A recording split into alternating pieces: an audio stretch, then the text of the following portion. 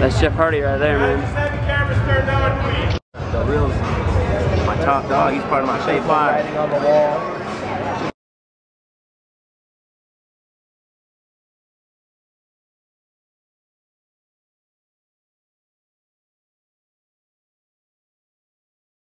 Hey, what up, everybody? Stevie Breach coming to you. This is me coming to you when I'm thinking about my TNA Bound for Glory trip that I'm going to be leaving on here in the morning. Just clocked out from work. I'm going to be heading out of here, and I'm going to go to the gym and go home, get some food, go to sleep. I'm going to be going to this trip with my good buddy Mario.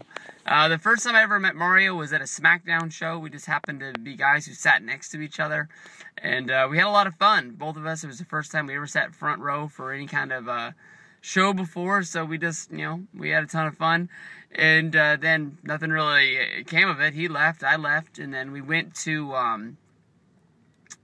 this TNA house show. It was October of 2011, I believe is when it was. And basically, I went to the show, got there early. You go down there to ringside, you meet a couple wrestlers that were coming around. Kaz, Christopher Daniels, Kid Cash, Winter was down there.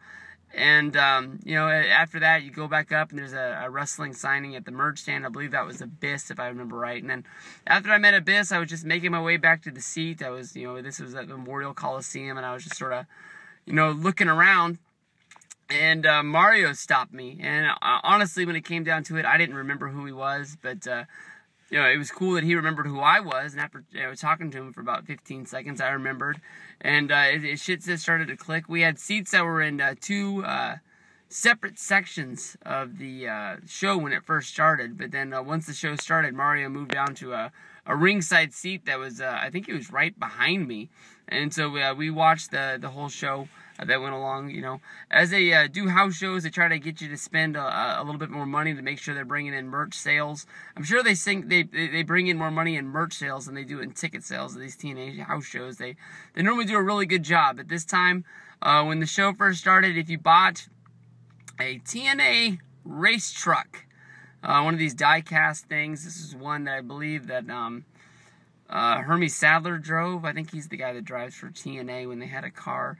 And Jeff Hardy designed the hood that was on it. So they made a replica of this thing, and I think they limited it to like 10,000 or some shit like that. But basically, if you bought this truck for, it was a god-awful number, $80, I think is what it cost, you and a friend could go backstage and meet Jeff Hardy, and he would sign your truck for you. I wasn't, I like Jeff Hardy. I'm not the biggest fan of his, but I sort of looked at it as my one chance to meet Jeff Hardy. I wasn't sure if I was ever going to get a shot to meet him again, so I did jump on this truck, and I bought it on my first impulse. Honestly, 2 minutes after buying this truck, I was like, did I just pay $80 to meet Jeff Hardy? It was sort of like, the situation presented itself, and it was like, oh, I guess let's do this. And then after that, I was like, fuck me, that's a shitload of money. One of the perks was you get to bring somebody backstage with you. I did go to the show by myself, but since I had met Mario and knew who he was and figured he wanted to go backstage and meet Jeff Hardy as well, I think I just said, if you kick in on this, I asked him for $20. He could come back with me, he could meet Jeff Hardy, and, we could meet him together. And then basically, if you did that, you also got to go in the ring at the end of the show. Normally, that's an extra $20. But since we bought this other thing for $80, you got to meet him twice. Sort of like getting 2 pictures, and just going into the ring was a kicker for it. Immediately when we went backstage, we went through the back curtain. There was really nothing backstagey about it. All the lights were out. It was dark. There was no real gorilla position. It was just a spot where the guys walked out from the curtain, and then they were walking down the aisle.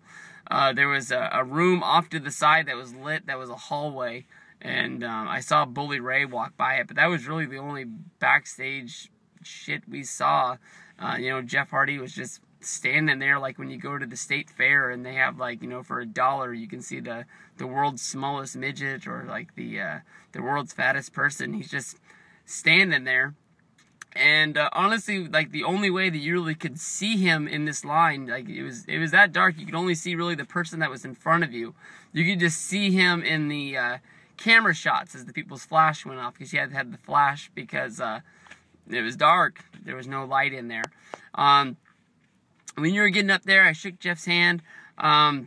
He had been in a whole lot of trouble. This was the very, very start of his, like, rehabilitation tour. He had just came back from the Victory Road 2011 thing with him and Sting, so he came back as a baby face, and he was all smiles, shaking hands and everything like that. And I don't think TNA would have put him in this position, because Kurt Angle was supposed to be on this tour, but he had just got hurt right beforehand, so he wasn't able to make it out on this California tour.